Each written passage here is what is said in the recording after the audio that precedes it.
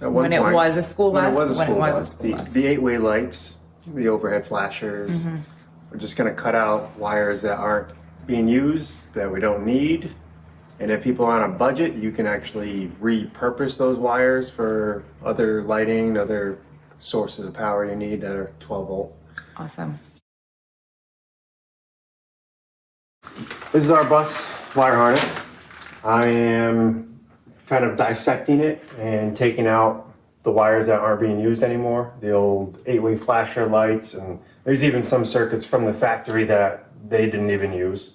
So you can use those wires for other purposes. You can run dome lights inside. You can use the switch panels, switches to operate them. We're going to use the dome light circuit that was inside the bus to operate our exterior spotlights that we're going to add to the Right. bus. We're So we adding can- some exterior so we can, we can light up the whole bus, everything around us we can see. yeah, we need to. Undercarriage lights and toolbox lights. So some of the switches that used to operate the 8-way lighting system we can use for other purposes.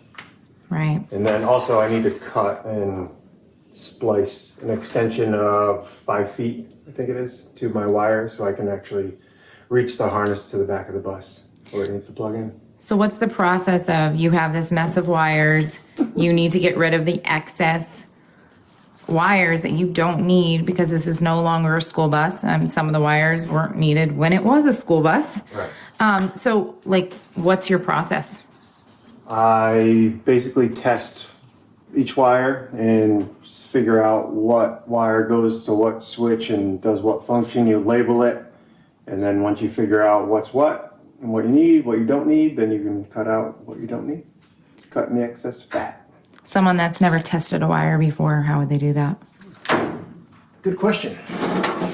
So this is a snap-on test light. It's kind of a fancy one. You don't really need something like this, but you hook it to a ground, and then you can turn the key on, turn power on, then you probe it, and it'll light up. I'll show you. So this is labeled my dome lights, which we're going to be using that circuit for the exterior lights. So when I turn the dome light switch on, that shows me I have power.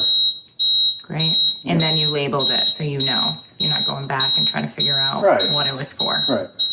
No point in doing all that work and